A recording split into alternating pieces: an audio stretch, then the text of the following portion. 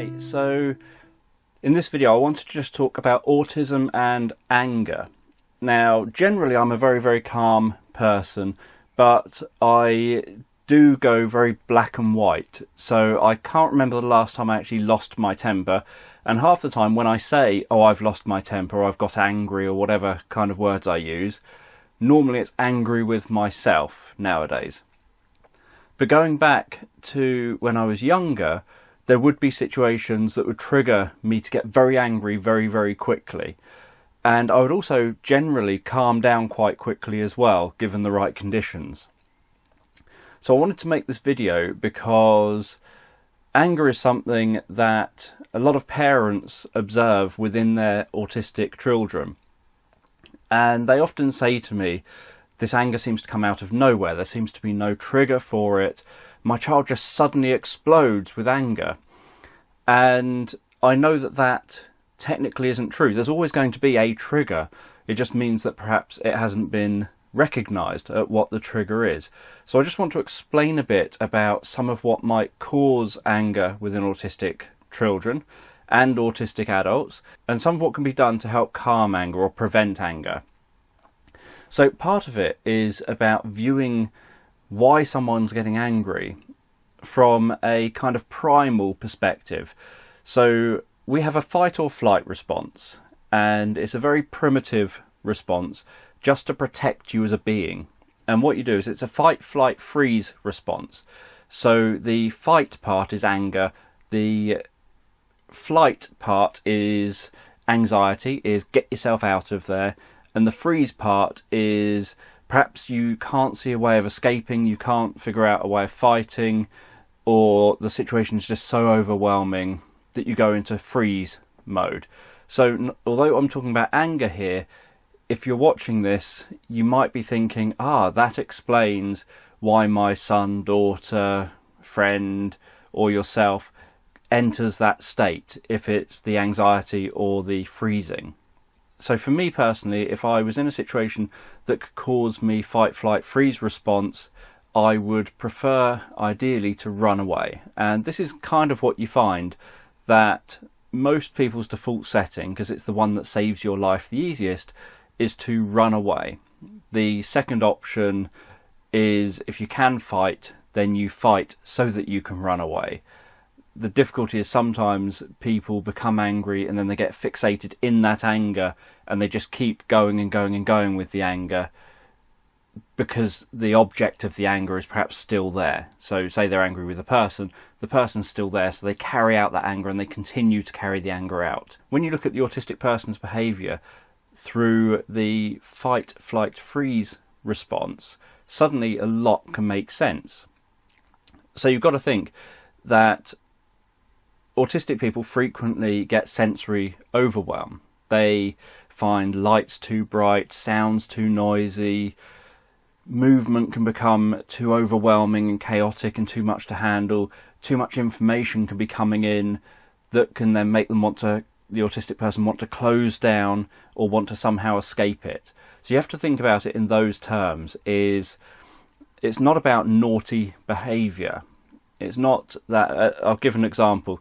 There was a teenager who I knew of, and this was in my professional work.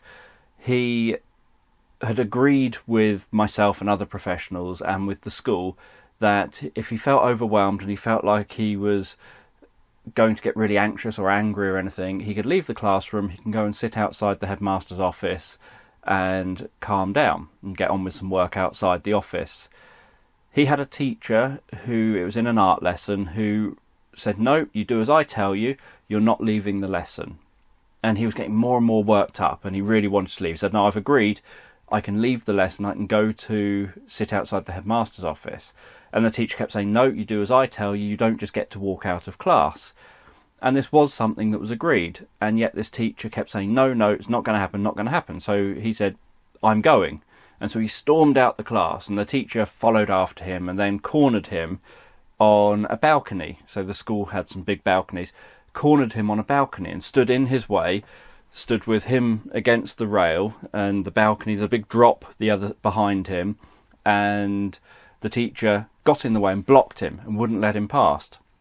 Said, you're not going anywhere, you do as I tell you, you go back to class. And this kid stabbed the teacher with a craft knife that he still had on him from the art lesson. So it wasn't premeditated or anything. He didn't expect that he was going to do that. Obviously that doesn't condone the behaviour, but this is the explanation of why that happened, that he just happened to have that on him. He would have probably punched or kicked her if he didn't have that on him. And so he hurt this teacher. The teacher it was just superficial. The teacher was okay afterwards, but he lost his place in that school. And when I was talking to the kid about what happened and about the incident, there was the adults who had been saying he's got an anger problem, he needs anger management, he's got to address this anger issue. And there was this kid saying, I just felt trapped on that balcony. I thought my only way of escaping will be to jump over the balcony. And it's a huge drop, which it was. It was a massive drop to the ground, to a concrete floor. He said, I was worried if I jumped, I would kill myself, and I didn't want to do that. So the only way to be able to run away was to stab the teacher in front of me so that they would get out of the way and I could run and get away. And that's what he did. To me, that made perfect logical sense. I would have done exactly the same thing. Even now as an adult, in that situation, I probably would have done exactly the same behaviours. That doesn't condone hurting someone, but I would have done the same. Because I wouldn't want to be in a situation where the alternative is I jump over a balcony and die because of, I don't want to hurt the person in front of me. If the person in front of me is the threat, I see black or white. And this is what happens with fight, flight, freeze responding, that you see black and white. You stop seeing, obviously it's a survival response. So you imagine you love animals and a bear attacks you and you think, I don't want to hurt that poor bear. I love animals. I don't want to hurt that bear. That bear won't be thinking about whether it wants to hurt you or not. It won't be having doubts about it. It will just come and do it and you will die. So you want to be able to just think, that bear's coming at me, I need to run and get away from it. And if you're cornered and that bear's coming for you, the expectation on you physiologically and in your brain is that you're going to just fight. It doesn't matter whether you love bears and whether you don't want to hurt the bear or not. The idea of the response is once the automatic response takes over, so when you're kind of aware of it and you're calm and relaxed, you see options and you think, no, I don't want to hurt the animal. Maybe I can just climb over there. Maybe I can do this. Maybe I can do that. And that's fine. But there's a point in everyone's brain where it kicks into an automatic behaviour. It goes from being a behaviour that you're kind of controlling and you're kind of choosing how you respond to a behaviour that is out of your control. It's only about survival. The only thing on your mind is black and white. It's there is a threat. I've got to survive. Can I run away? And if the answer is yes, you can run away, then you run away. If the answer is no, you can't run away, then you fight. If for some reason you feel that you can't fight, or it's so overwhelming, then your body just shuts down and you freeze, which again, will take the same bear example. If you can run away, you run away. The chances are the bear in reality would catch up with you and would still manage to get you. But your first choice would probably be to run away and try and get away from the bear. The second option might be that you start scratching back at the bear and you start grabbing at it and you start trying to fight it to obviously get it off of you. But it's probably like the bear trying to snap a twig. You're nothing to the strength that a bear would be. So what's likely to happen is the third option, that you're overwhelmed, overpowered, you don't see what you can do, you curl up into a ball and you freeze. And from a natural perspective, that makes logical sense. Most wild animals, once they're prey, most animals don't attack things maliciously. So once you've stopped moving, they leave you alone. They think they've killed their prey, they leave you alone, or they start eating you. But a lot of animals will leave you alone or drag you to a place where they can eat you later and things like that. So at least it gives you just that very slight bit of a fighting chance that if you suddenly stop moving and you go loose and limp and you're kind of not fighting and not flailing around and demonstrating that you're alive, that it stops carrying on the attack and you've then got a chance of safety. So from an evolutionary perspective, it makes a lot of sense to have those three responses, and it makes sense that it's a black and white kind of response, a response that your kind of primal brain, so your amygdala and all the lower parts of your brain that evolved first millions of years ago, that part of your brain takes over your higher cortex, so the bit on the sort of the top part of your brain with all the folds and everything that has all your cognition and all your thinking and reasoning and rationality. All that part shuts down. You've got no need for that part when you might be dead within the next minute. So back to the autistic person, you feel trapped and you want to run away, but you can't run away, so your only option is to fight to get away.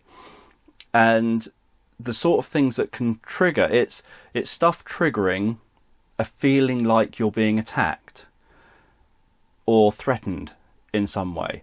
So that could be sensory overload. For example, it could be too bright and you just feel so overwhelmed, like I've got to escape because it's causing pain. So you think, I've got to escape these bright lights. They're causing me pain. I've got to get out of here. And you start getting really anxious. Think, I've got to run away. I've got to just get out of this situation. And if you can't, you then might start getting very angry in the situation instead. The same if it was a loud noise.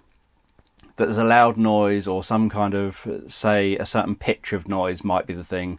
For example, my microwave triggers me. It's a certain pitch and a certain repetition that for some reason just makes me get so angry until I go and turn it off. So it just needs a few beeps and I'm thinking, just shut the F up. I'm getting so angry and I just really fume inside myself and just have to get to that microwave and turn it off. Or I try and go inside my head and think, just shut it out.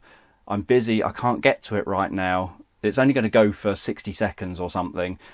But I will, in myself, be getting really, really angry, thinking, can't it just shut up? It's making me really angry. So that's not a loud noise. So it's not an overwhelmingly loud noise, but there's something about that tone of noise, that sort of pitch and the way that it sounds. So it could be something like that. And it does get really painful. It's like physical pain.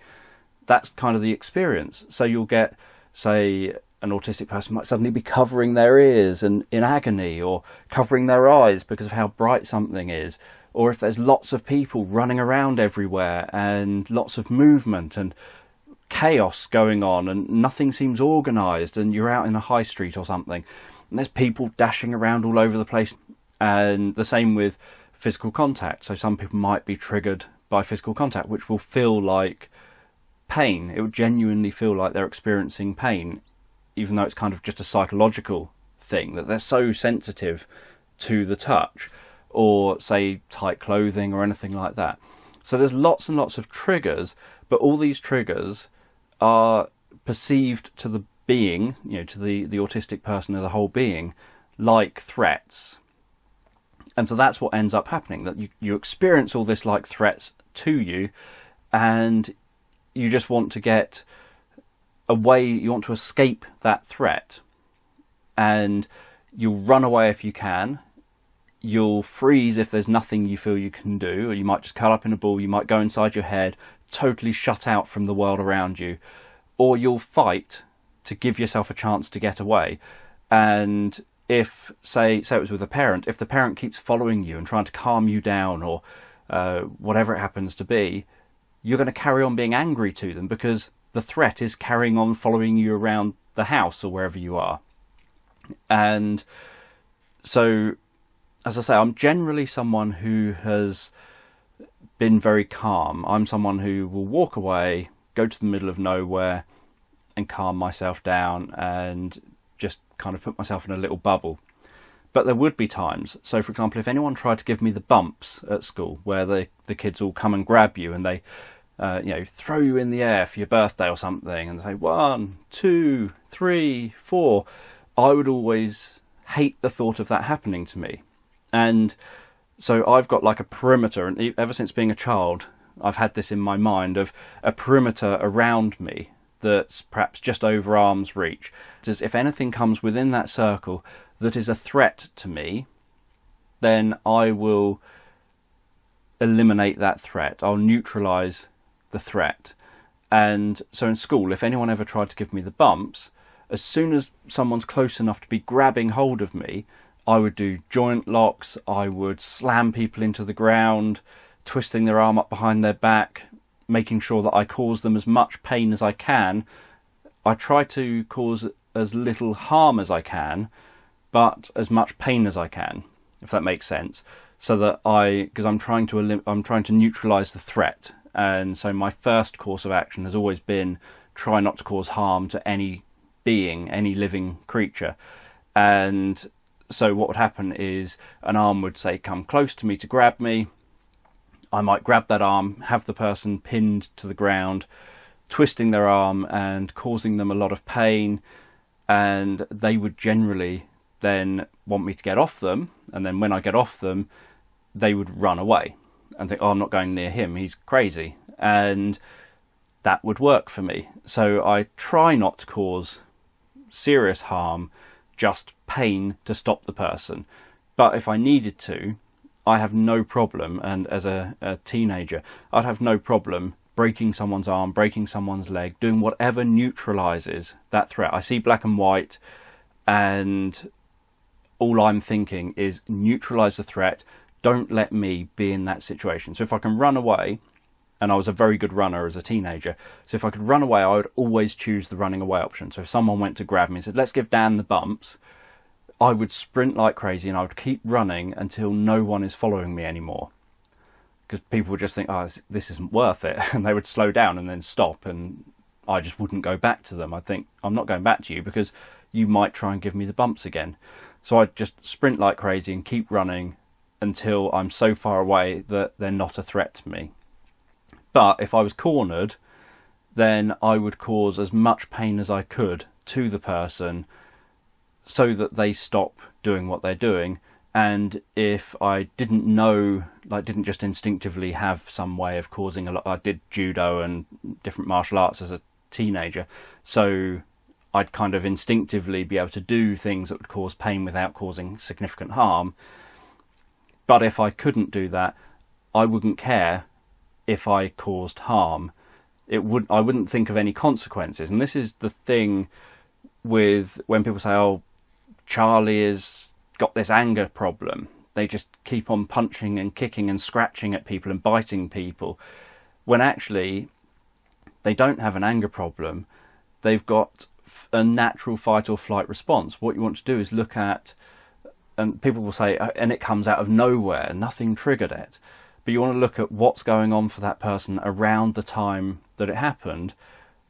But don't look at it from your perspective. So say you're a parent, don't look at it from your perspective, look at it from their perspective. Look at it, say they're autistic, look at it through the autistic lens and think, okay, what is their worldview? In that moment in time, what was going on for them? So when the autistic child, say, becomes angry, you want to look at what's their worldview. Was there, like, bright lights if they get triggered by bright lights? Was there certain sounds? Did they feel restricted? Did they have a sudden change of routine in some way that was unexpected to them? Did they suddenly have to wait for something where they expected things to just go A, B, C, D, done? Because I know things like that. For example, if I go somewhere with my wife and suddenly she says, oh, hang on, can I just pop in here for a minute?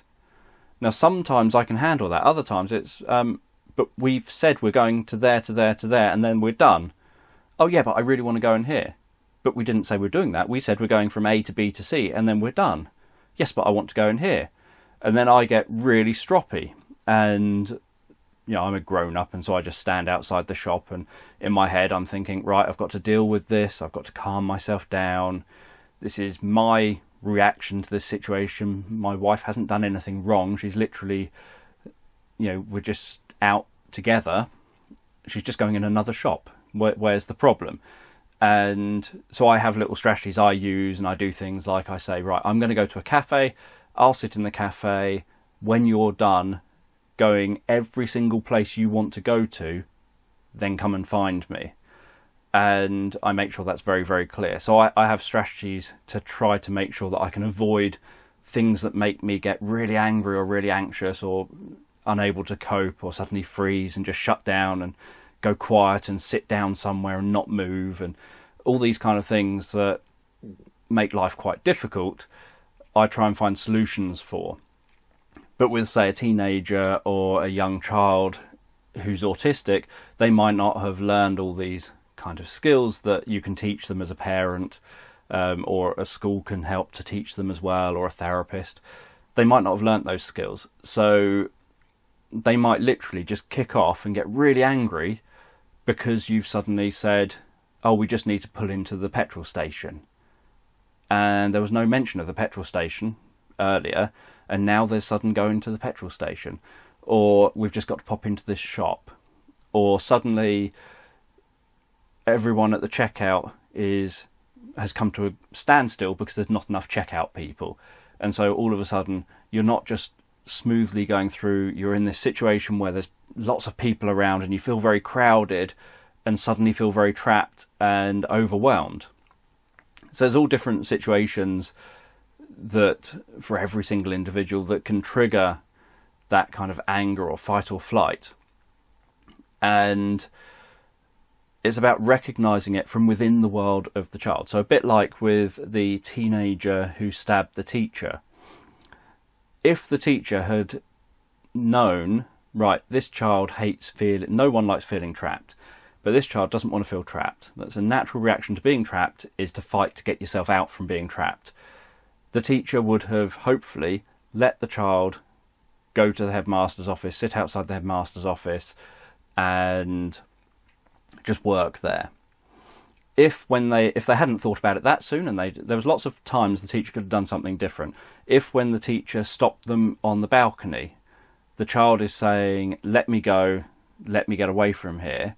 If the teacher at that point had recognised he feels trapped because of my behaviour of blocking him and not letting him go, he's going to be now entering fight or flight mode, and he can't run away, because running away means just jumping over the wall, jumping over the balcony, falling probably to his death. So he's going to have to fight to be able to run away. I'm helping him to reach a point where he's going to have to fight me to make himself safe.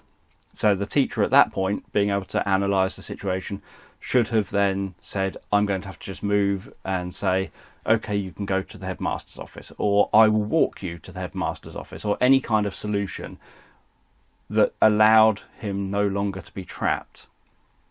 And so it's looking at situations like that, rather than seeing things as, that's naughty behaviour or bad behaviour, so I'm not going to let them get away with it. I'm going to lay down my rules and say, you stick to my rules 100%.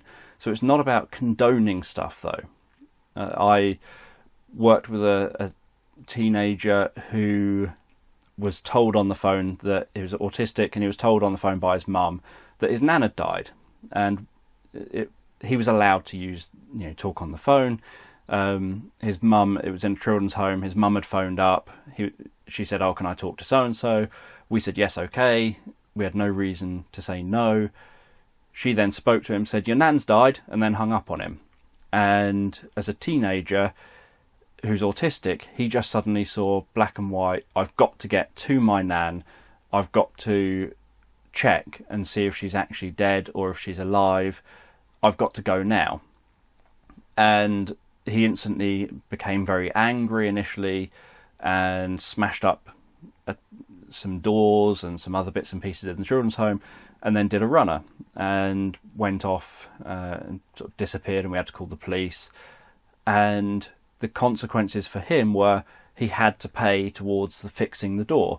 So we totally understood, as a bunch of staff in the children's home, why he broke the doors, why he got angry, but that couldn't condone his behaviour. We could understand his behaviour, but he still had to face the consequences of his behaviour. So it's not about saying don't put consequences in place. It's about saying to be working with them from their world, their perspective of the world. So if by trapping them, you're making them likely to behave worse, or if, say, they're in an environment that's really bright and you can see that that's beginning to make it so that they feel, I'm trapped here, I've got to escape, or this is a threat to me now, this bright light's a threat, I've got to escape, then you help them. You find a solution. What works for them? Could it be making sure they've got sunglasses? The same with loud noises. Could it be making sure they've got headphones? It's making sure you've got solutions that can help. And there'll be times that it goes wrong and you don't have, say, headphones or sunglasses with you, or it's unavoidable that you've got to change your plans, or it's unavoidable that you've got to go to a situation that's really busy, because that's life. But it's about limiting and reducing how often those things happen by thinking, okay, they don't have an anger problem, they don't just get angry for no reason, and when they get angry you can't expect them to be reasoned with, because any strong emotion makes you thick. Any strong emotion shuts down the higher cortex, it shuts down logical reasoning, it shuts down the part that you're trying to talk to. If you start trying to say, look, you can do this when you get home, you can do that when you get home, or any kind of trying to reason won't work. All you can do is try to help them in that moment, try to get them out of whatever's causing them to be angry, whatever that situation is that's causing them to be angry. You want to see things from the perspective of the autistic person, and through the lens of, is this situation, what is it about this situation that's triggering them to experience a fight, flight, freeze response, and to not be able to run away or freeze, and they're just fighting instead to try and make themselves safe. And how can you help that person out of that situation so that they don't have to experience that and they can then calm themselves down? If someone's going into a situation that could be potentially a trigger for them, then it's about making sure they've learned relaxation skills, that they've got ways of, like, breathing techniques, got ways of calming themselves down naturally anyway. Because again, that's what I do. That if I'm, for example, giving a talk, I will be breathing in a calming, relaxed way. I'll be slumping my shoulders. I'll be doing things to make sure I'm calm and relaxed. If I face conflict, I do the same. I relax my shoulders, I relax my facial muscles, and I breathe in a calm, deep, relaxing way, so that I'm so relaxed, and physiologically I'm keeping myself relaxed, and I'm focusing on that relaxation and focusing on doing techniques, doing the deep breathing and what have you, so that I'm not focusing on whatever the triggers might be. So I've worked in residential children's homes where people are attacking me with baseball bats, broken glass, broken mirrors, hammers, fire extinguishers, pretty much anything, trying to punch me, kick me, bite me, scratch me, all sorts of things. And I've dealt with it without ever losing my temper, without ever getting angry, because I'm just actively thinking, just keep calm and just be in control of me, be in control of how I'm behaving in this situation, and I'm just keep my focus on that. But that just takes a bit of training. So anyway, so that's just a little bit about autism and anger. So if you find this helpful, you can give it a thumbs up. If you've got any comments or questions, feel free to put them below in the comments section. And if you think anyone else might be helped by this video, then obviously just share it with them. So I'll see you in the next video.